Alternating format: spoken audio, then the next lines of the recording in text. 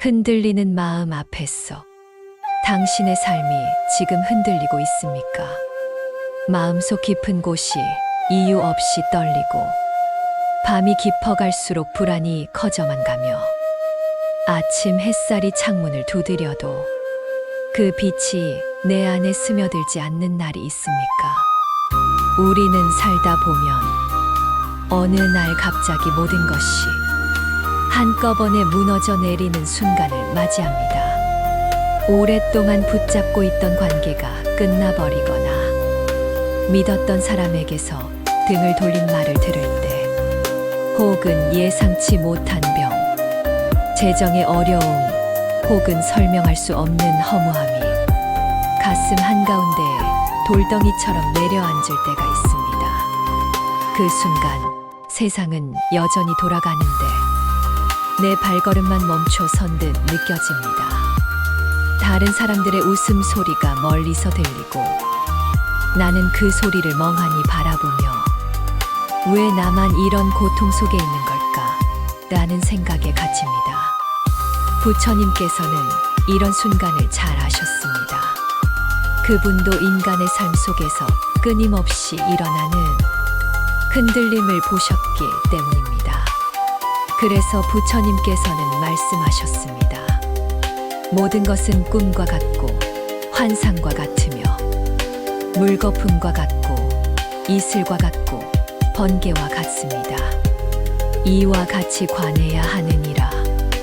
이 말씀은 우리가 겪는 기쁨도 슬픔도 영원하지 않다는 진실을 알려줍니다. 그렇다고 해서 다 부질없다며 무너져 버리라는 뜻이 아닙니다. 오히려 모든 것이 변한다는 사실을 알기에 지금의 고통 역시 반드시 지나간다는 희망을 주는 말씀입니다. 삶이 흔들릴 때 우리는 본능적으로 붙잡고 싶은 마음에 매달립니다.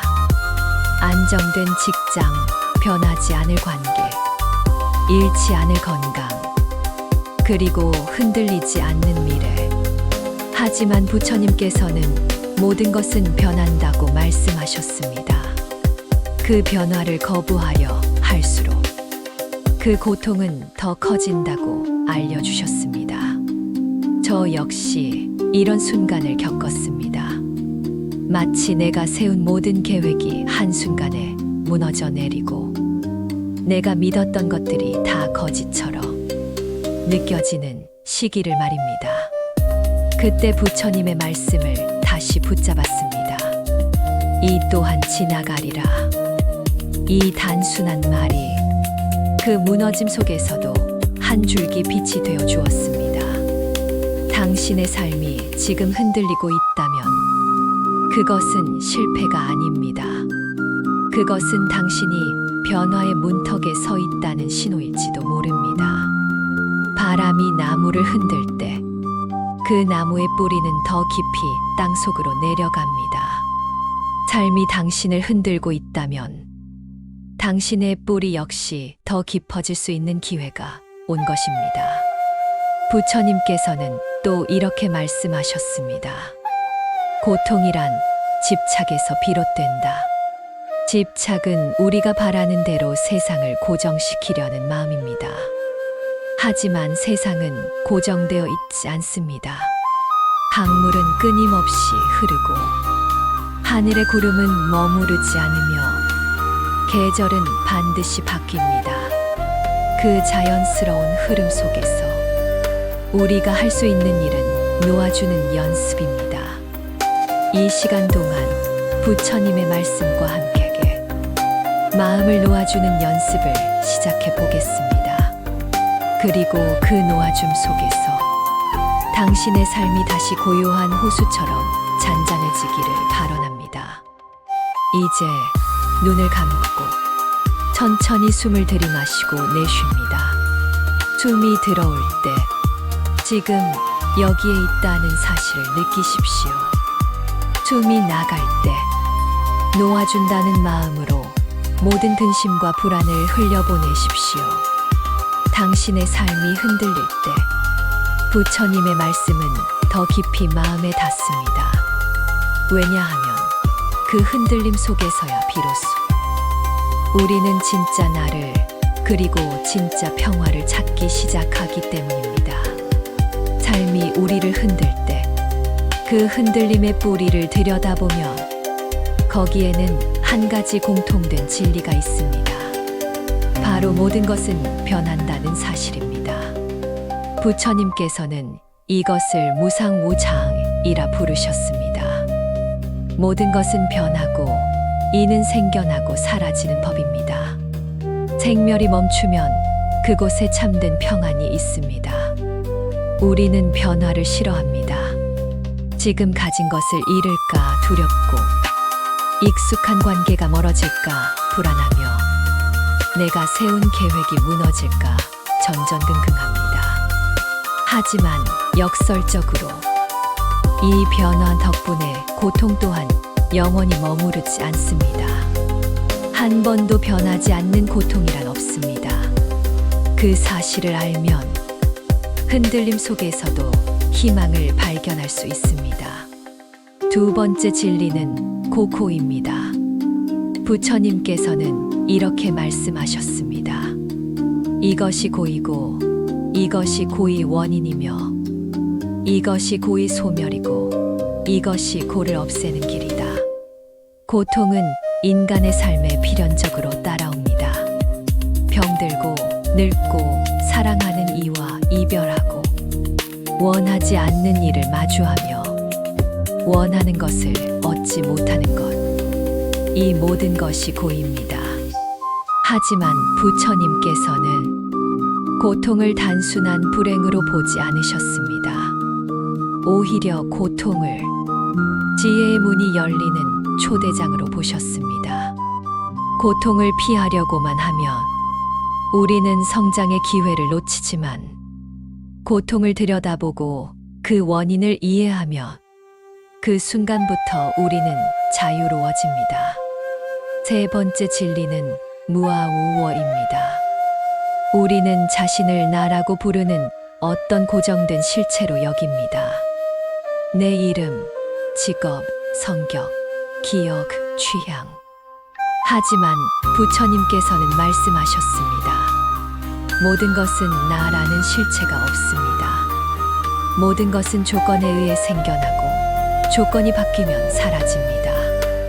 이 말이 처음에는 두렵게 느껴질 수 있습니다. 나라는 것이 없다고? 하지만 이것은 해방의 진리입니다. 고정된 나가 없기에 우리는 언제든 변할 수 있고 더 나은 나로 다시 태어날 수 있다는 뜻이기 때문입니다. 무상고무아. 이 세 가지는 부처님의 가르침에서 마치 세 개의 등불처럼 삶의 어둠을 비춥니다. 무상은 변화를 이해하는 등불, 고는 삶을 있는 그대로 받아들이는 등불, 무아는 집착을 놓아주는 등불입니다. 만약 당신이 지금 변화 때문에 힘들어하고 있다면 이 세 등불 중 무상의 빛을 붙잡으십시오. 만약 끝없는 고통 속에서 허우적거린다면 고의 진리를 직시하며 그 원인을 살펴보십시오. 그리고 만약 상처와 억울함에 매여 있다면 무아의 진리로 자신을 풀어주십시오. 옛 경전에는 이런 이야기가 전해집니다. 어느 날 한 제자가 부처님께 와서 물었습니다. 세존이시여, 제 마음이 너무나 괴롭습니다. 이 고통에서 벗어나고 싶은데 방법을 모르겠습니다. 부처님께서는 조용히 물으셨습니다. 그 고통이 언제부터 시작되었느냐? 제자가 대답했습니다. 사랑하는 이를 잃은 그날부터입니다. 부처님께서 말씀하셨습니다. 그러면 내가 사랑하는 이와 처음 만났을 때 언젠가 헤어질 수 있다는 것을 알지 못했느냐? 제자는 눈물을 흘리며 고개를 끄덕였습니다. 그 순간 그는 깨달았습니다. 변화를 거부했던 자신의 마음이 고통을 더 크게 만들고 있었다는 것을. 오늘 이 말씀을 듣고 있는 당신도 삶의 무상함이 두려울 수 있습니다. 그러나 기억하십시오. 변화는 삶의 적이 아니라 우리에게 새로운 길을 열어주는 문입니다. 마치 강물은 멈추지 않기에 썩지 않듯 우리의 삶도 흐르기에 다시 맑아질 수 있습니다. 바람은 나무를 흔들지만 그 바람이 나무를 더 깊이 뿌리내리게 하듯 변화와 고통은 우리를 더 깊은 지혜로 이끕니다. 오늘 이 자리에서 부처님의 세 가지 등불을 당신 마음속에 켜두십시오. 그 등불은 삶의 어느 순간에도 당신을 길 위로 이끌 것입니다. 삶이 무너질 때의 마음 다스림. 어느 날 당신이 믿었던 모든 것이 하루아침에 무너져 내릴 수 있습니다. 사랑하는 사람의 배신, 예상치 못한 이별, 갑작스러운 병, 혹은 모든 의욕을 앗아가는 깊은 공허. 그 순간 우리는 방향을 잃은 배처럼 거친 파도 위에 떠밀리게 됩니다. 아무리 노를 저어도 파도는 멈추지 않고 몰아칩니다. 이럴 때 우리는 묻습니다. 왜 이런 일이 나에게 일어났을까? 하지만 부처님께서는 다른 질문을 하도록 이끌어 주셨습니다. 이 고통 속에서 나는 무엇을 배울 수 있을까? 부처님께서는 법구경에서 이렇게 말씀하셨습니다. 마음은 모든 것의 근원이다. 마음을 잘 다스리면 행복이 그대를 따른다. 마음을 잘못 쓰면 고통이 그대를 따른다. 삶이 무너질 때 우리가 가장 먼저 해야 할 일은 바로 이 마음을 다스리는 일입니다. 상황을 바로잡기보다 먼저 나의 마음을 고요히 바라보는 것. 왜냐하면 상황은 내 힘으로 당장 바꿀 수 없지만 마음의 태도는 지금 이 순간에도 바꿀 수 있기 때문입니다. 그렇다면 마음을 다스린다는 것은 무엇일까요? 첫째, 마음을 있는 그대로 바라보기입니다. 억지로 긍정하려고도 억지로 부정하려고도 하지 말고 그저 있는 그대로를 바라봅니다. 슬프면 슬프다. 분노가 나면 분노가 일어난다. 허무하면 허무하다 하고 조용히 알아차립니다. 둘째, 그 마음을 놓아주는 연습입니다. 놓아준다는 것은 무시하거나 버린다는 뜻이 아닙니다. 그 마음을 인정하되 그 마음이 나를 지배하지 않도록 하는 것입니다. 마치 하늘의 구름이 흘러가듯 마음도 흘러가게 둡니다. 셋째, 자애를 보내는 것입니다. 부처님께서는 늘 자애의 힘을 강조하셨습니다. 자애는 단순히 좋은 마음이 아니라 상처 입은 자신을 감싸 안는 따뜻한 빛입니다. 자신에게 이렇게 속삭여 보십시오. 괜찮아. 지금 이대로도 충분해. 너는 다시 일어설 수 있어. 삶이 무너질 때 우리는 종종 세상을 원망합니다.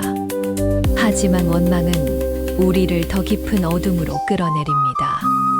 부처님께서는 말씀하셨습니다. 원망을 원망으로 갚으면 원망은 끝나지 않는다. 오직 자애로만이 원망을 끝낼 수 있다.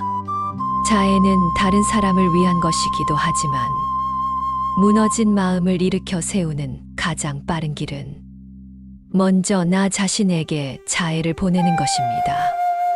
옛날 한 여인이 있었습니다.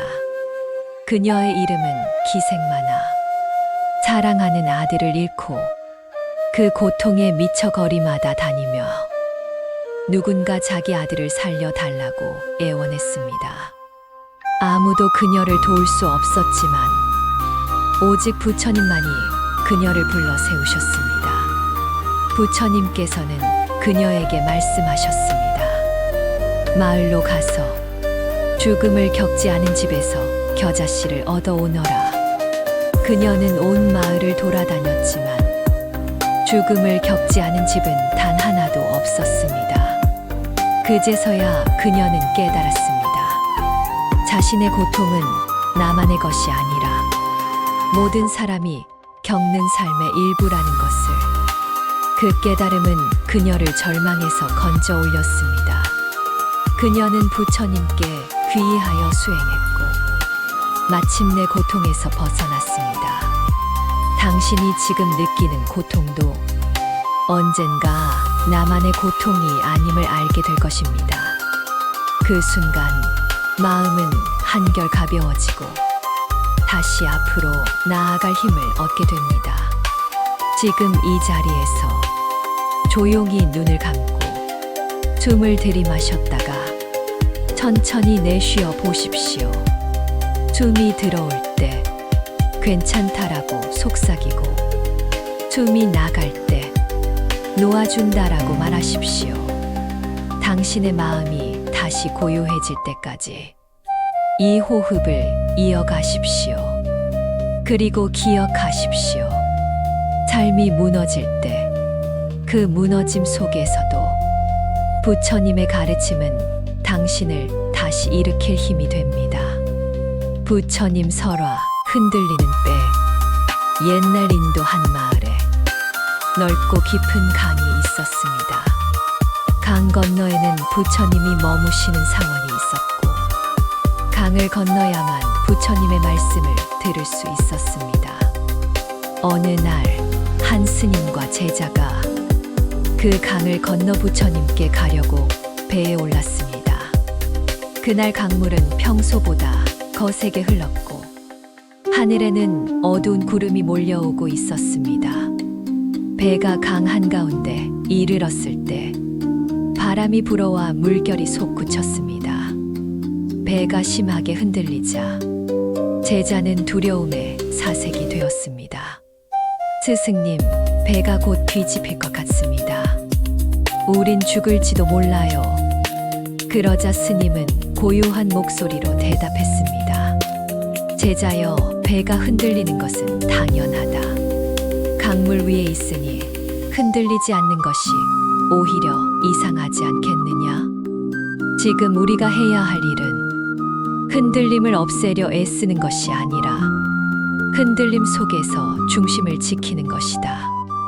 이 이야기는 부처님 법문 속 삶의 비유와 닮아 있습니다. 우리는 살아가는 동안 평탄한 물살만 만나는 것이 아닙니다.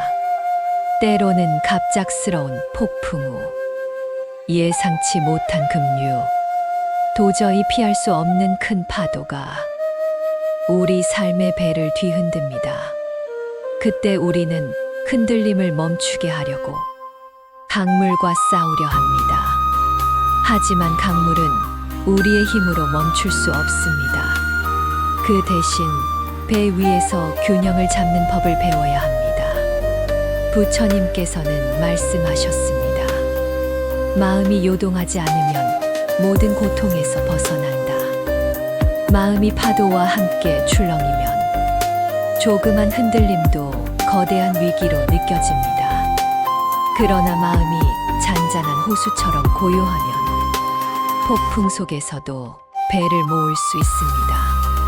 배 위에서 중심을 잡는 법은 삶 속에서도 그대로 적용됩니다. 첫째, 지금 이 순간을 붙잡기입니다. 미래의 걱정이나 과거의 후회에 빠지면 마음은 더 크게 흔들립니다. 오직 현재의 호흡과 발걸음에 집중하십시오.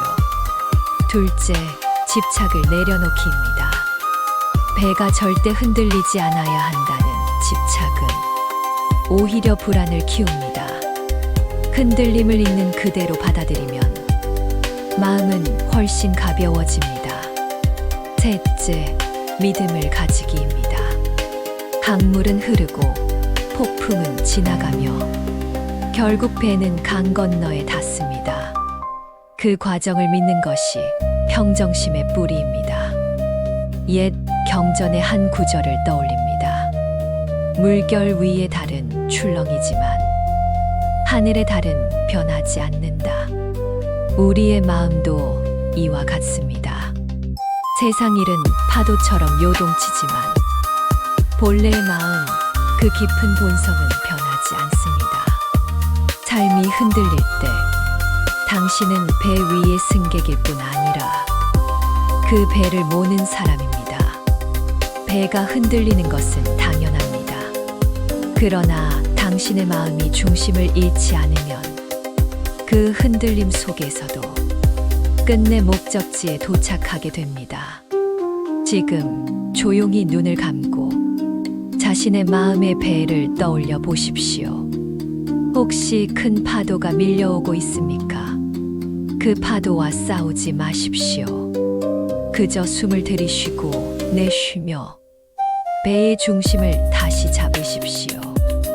그리고 속으로 부드럽게 읊조리십시오. 흔들려도 괜찮다. 나는 중심을 잃지 않는다. 이 배는 반드시 건너편에 닿는다. 이 믿음과 함께 당신의 마음의 배는 어떤 폭풍 속에서도 무사히 항해를 이어갈 것입니다. 실천의 길, 부처님의 말씀은 마치 깊은 산속의 맑은 샘물과 같습니다. 그 샘물을 바라보는 것만으로도 마음이 맑아지지만 그 물을 직접 떠마셔야 목마름이 사라집니다. 삶의 흔들림 속에서 부처님의 가르침을 아는 것만으로는 충분하지 않습니다. 그 가르침을 사는 것, 즉 실천해야 비로소 우리의 삶이 변합니다. 부처님께서는 말씀하셨습니다. 말로만 100마디를 하는 것보다 하루 한 행을 실천하는 것이 더 귀하다. 이 장에서는 누구나 지금 당장 시작할 수 있는 3가지 실천법을 안내하겠습니다. 호흡 명상. 지금 이 순간을 사는 법. 아침에 눈을 떴을 때 혹은 마음이 복잡하고 가라앉을 때 조용히 앉아 호흡을 바라보십시오. 편안히 앉습니다. 등을 곧게 세우고 두 발은 바닥에 두거나 결과부좌로 앉습니다. 숨을 알아차립니다. 들어오는 숨을 들숨, 나가는 숨을 날숨이라 속으로 이름 붙입니다.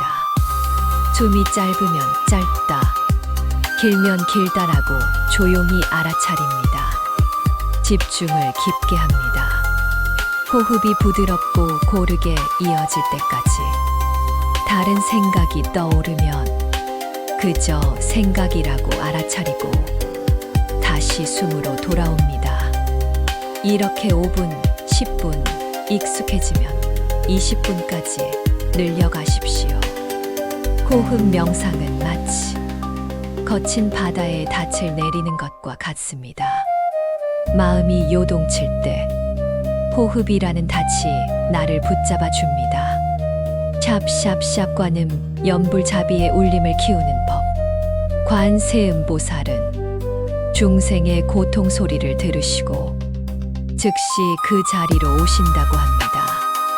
관음 연불은 그 자비와 연결되는 길입니다.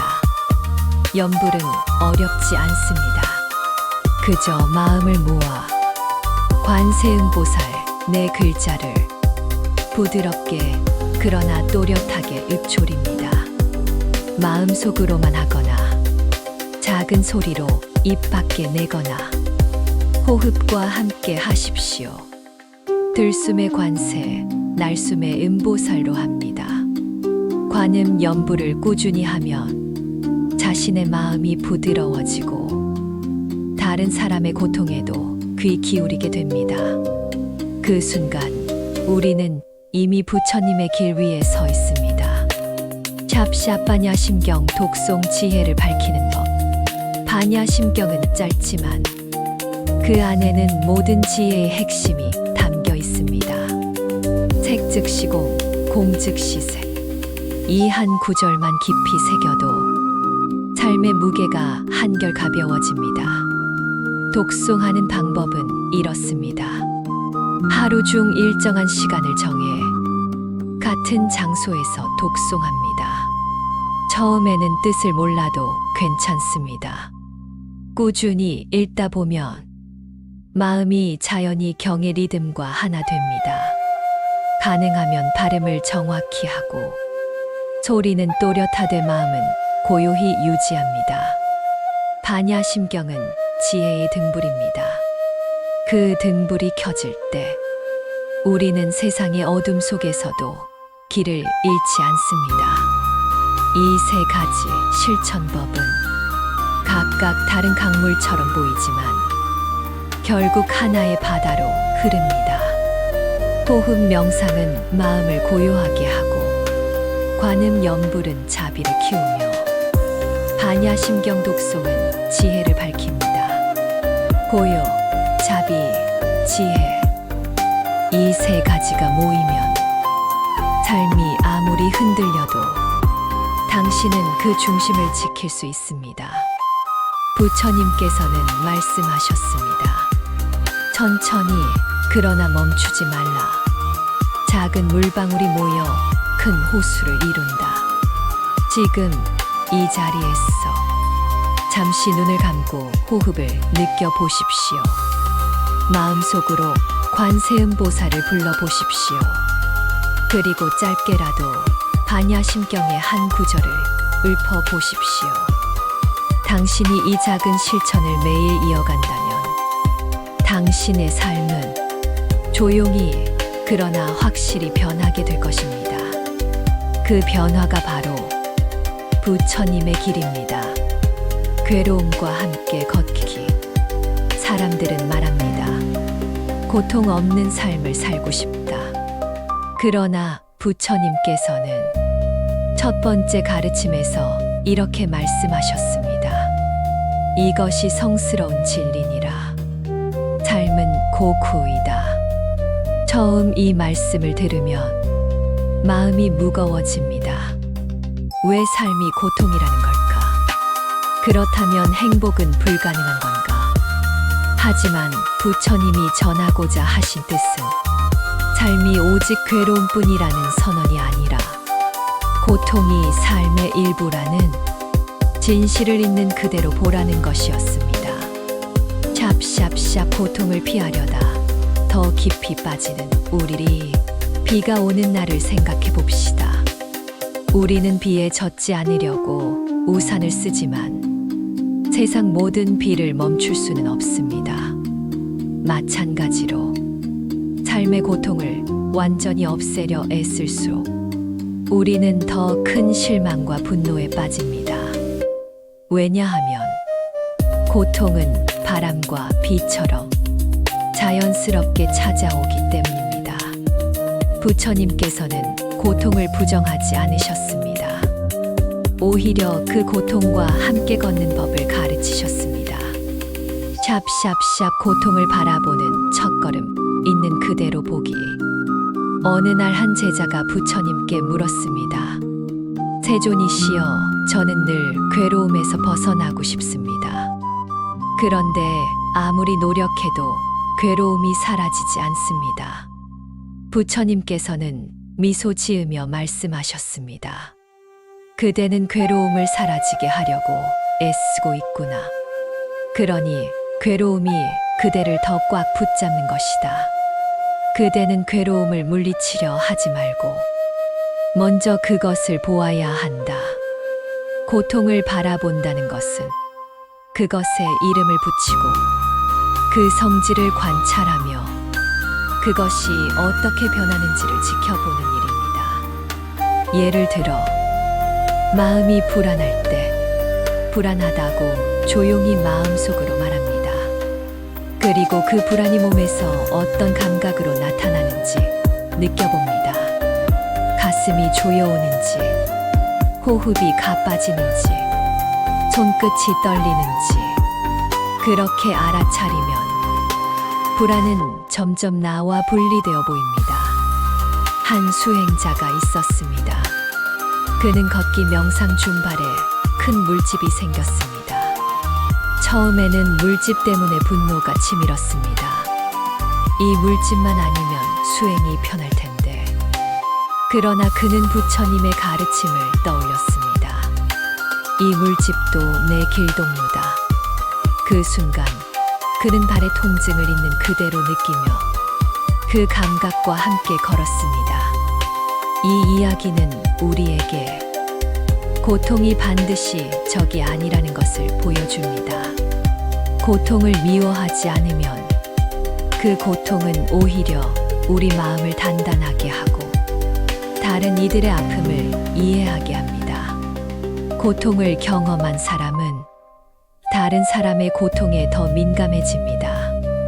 그래서 부처님은 고통을 자비의 씨앗으로 보셨습니다. 내가 아파 본 사람이라면 다른 이의 눈물 앞에서 쉽게 등을 돌리지 않습니다. 그 눈물이 얼마나 무거운지, 그 숨이 얼마나 힘겨운지 몸으로 알기 때문입니다. 그러므로 고통을 피하는 대신 그 고통을 통해 자비를 키우십시오. 자비는 고통을 부드럽게 녹이며 그 고통마저 의미 있게 만듭니다. 부처님께서는 또 이렇게 말씀하셨습니다. 괴로움이 일어나면 그 소멸도 있다. 아무리 깊은 밤도 새벽이 오면 빛이 스며듭니다. 아무리 거센 비바람도 언젠가 구름이 걷히고 햇살이 드러납니다. 고통 또한 그렇게 변합니다. 이 사실을 기억하면 우리는 고통을 두려워하기보다 그 변화를 지켜볼 수 있습니다. 지금 조용히 눈을 감고 최근에 느낀 괴로움 하나를 떠올려 보십시오. 그 괴로움이 몸 어디에 머무는지 느껴봅니다. 그 감각에 이름을 붙이고 그저 숨을 들이쉬고 내쉽니다. 그 괴로움과 싸우지 말고 그저 함께 걸어갑니다. 그러다 보면 그 괴로움은 마치 함께 걷다 길이 갈라지는 친구처럼 조용히 당신 곁을 떠날 것입니다. 삶이 흔들릴 때 고통을 없애려 애쓰지 마십시오. 대신 그 고통과 손을 잡고 걸으십시오. 그러면 언젠가 당신은 알게 될 것입니다.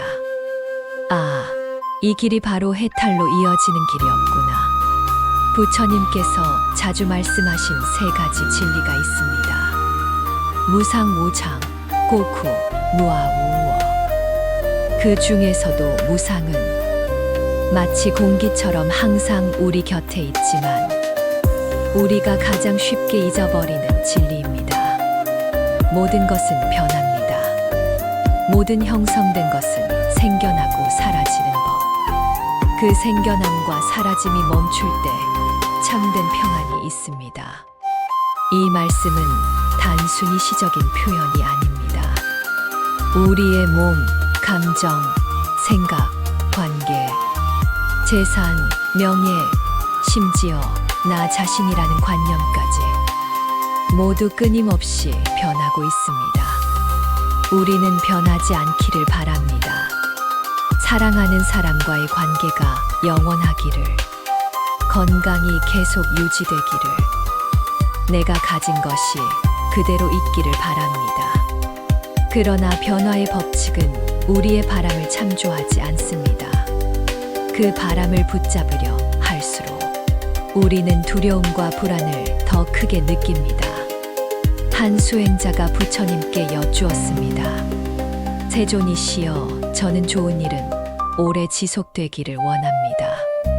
그런데 시간이 지나면 모든 것이 변해 괴롭습니다.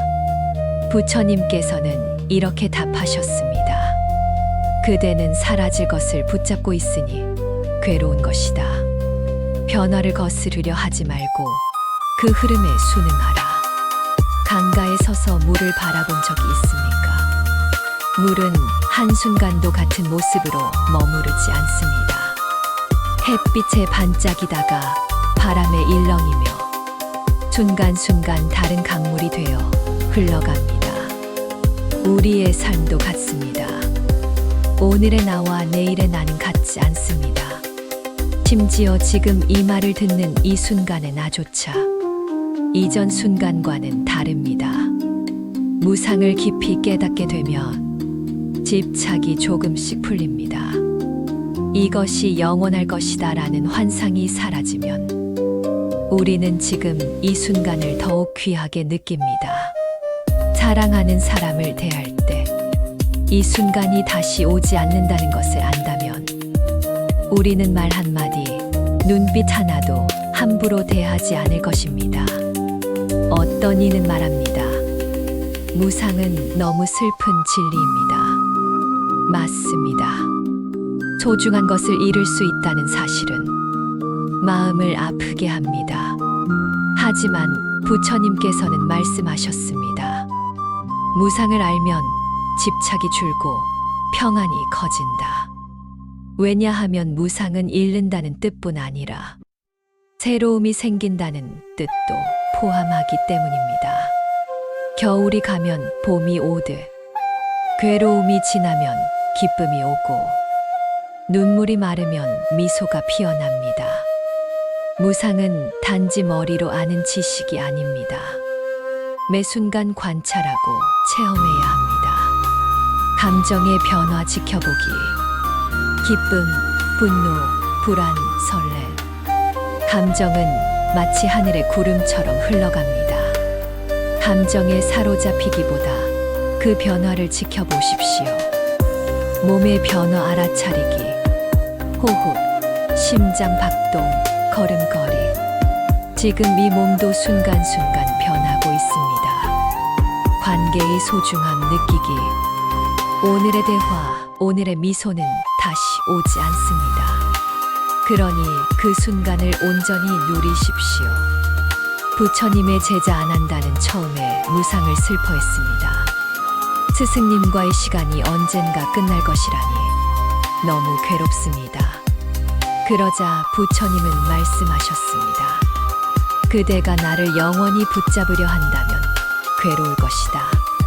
그러나 무상을 알면 그대는 내가 있는 오늘을 온 마음으로 사랑하게 될 것이다. 오늘 하루를 살아가며 변화하는 모든 것을 놓치지 말고 바라보십시오. 그 변화 속에서 삶의 귀함과 더섭음을 동시에 느껴보십시오. 그러면 어느 순간 마음속에서 이런 말이 저절로 흘러나올 것입니다. 모든 것은 변한다. 그러니 지금 이 순간 나는 충분히 행복하다. 우리가 짊어진 짐을 생각해 봅시다.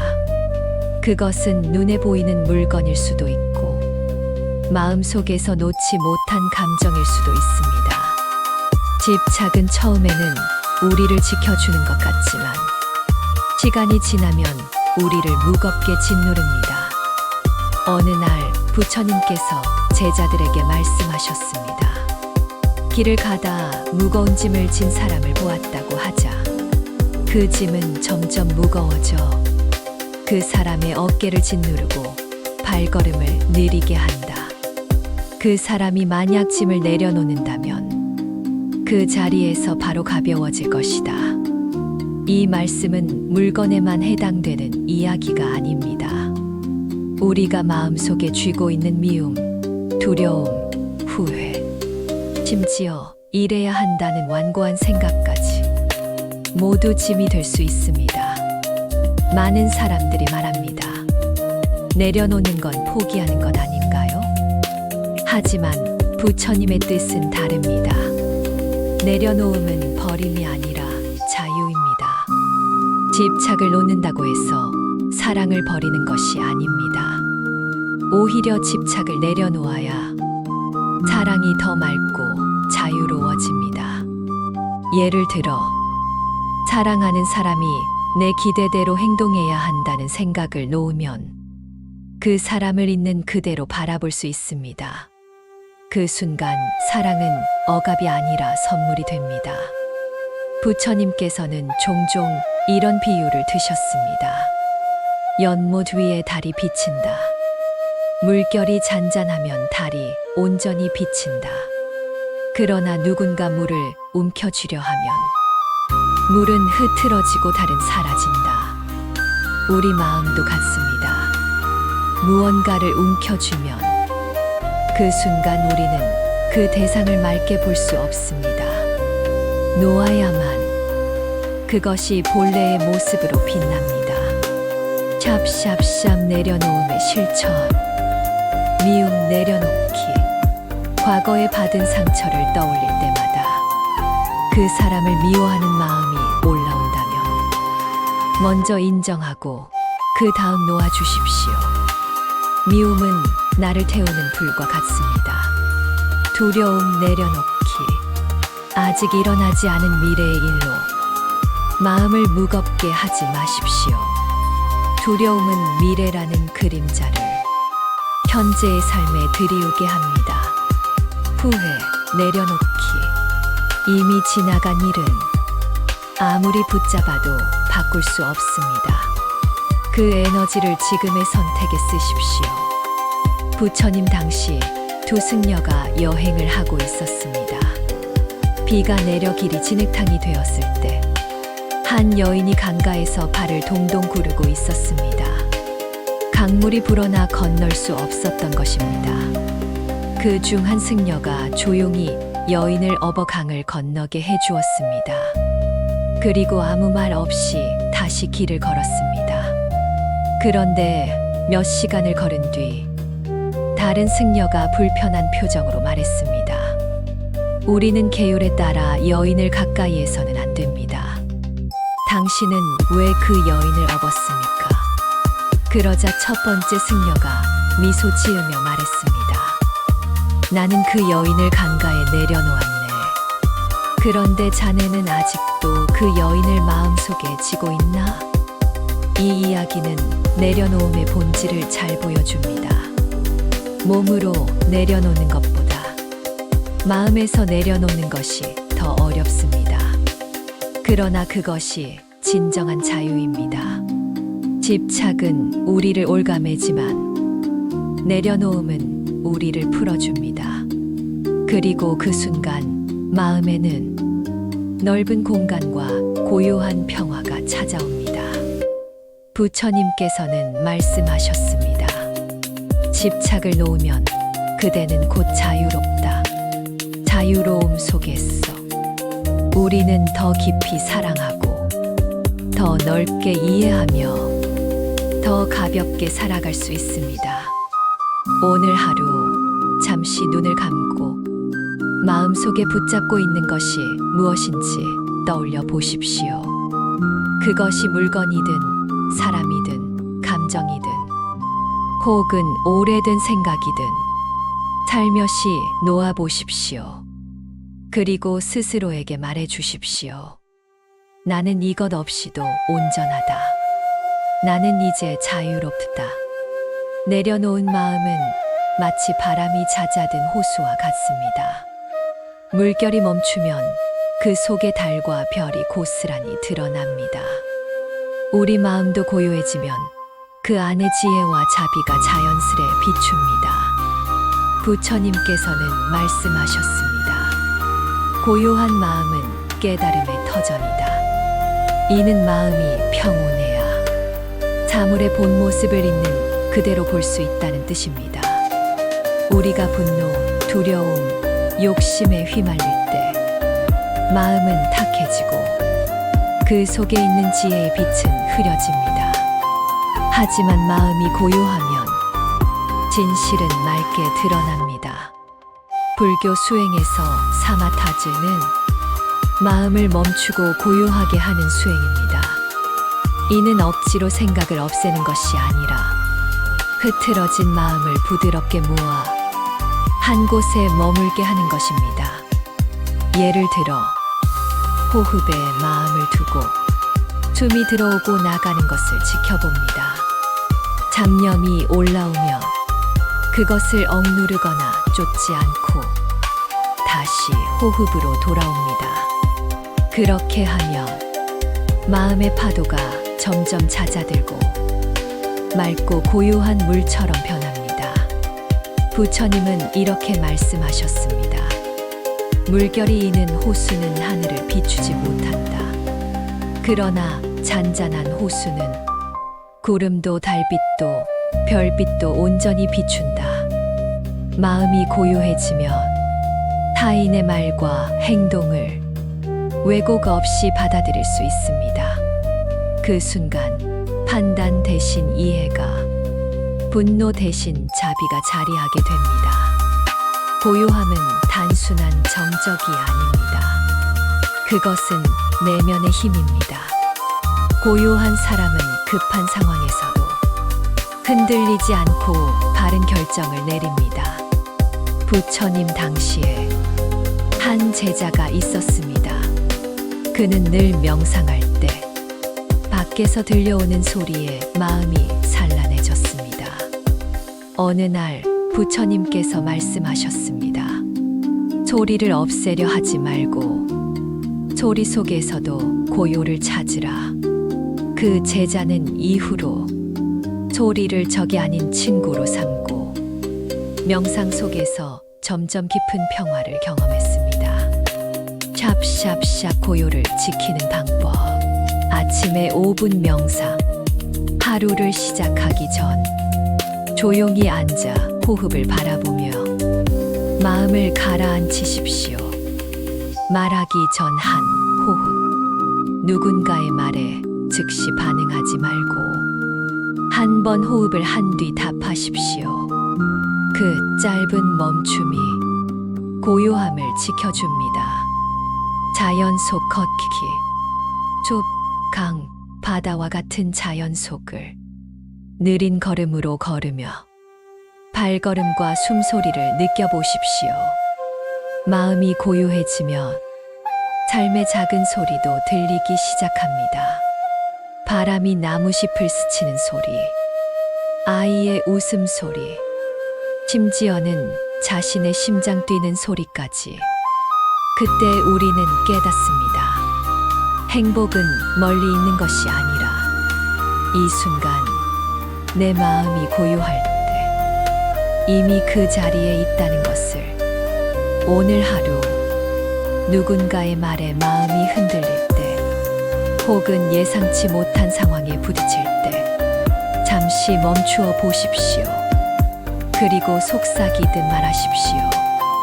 나는 고요하다. 고요 속에 힘이 있다. 세상을 살아가면서 우리는 수많은 어둠과 마주합니다. 혼란, 두려움, 집착, 고통. 이 모든 것은 어둠과 같습니다. 하지만 부처님께서는 말씀하셨습니다. 반야는 어둠을 밝히는 등불이다.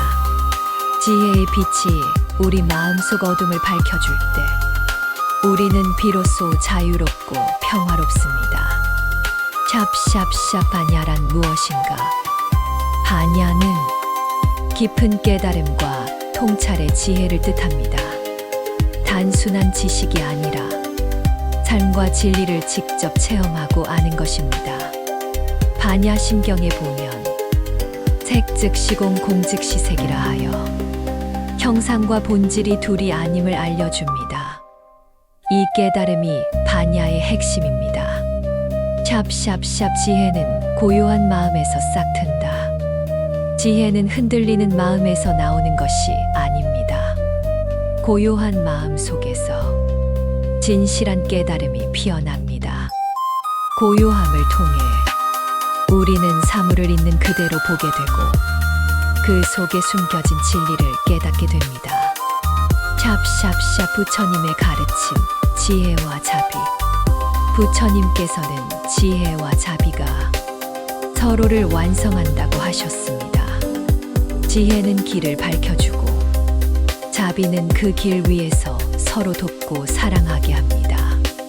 어느 날 부처님은 제자들에게 말씀하셨습니다. 지혜가 없는 자비는 어둠 속의 빛과 같고 자비가 없는 지혜는 차가운 얼음과 같다. 샵샵샵 반야심경 낭독과 명상의 힘. 반야심경은 지혜의 정수입니다. 그 경전을 낭독하고 그 뜻을 명상하며 우리 안에 숨어있던 지혜가 깨어납니다. 낭독할 때는 그 한 구절 한 구절을 마음에 새기고 그 의미를 깊이 음미하십시오. 샵샵샵 지혜로운 삶의 실천. 집착하지 않기.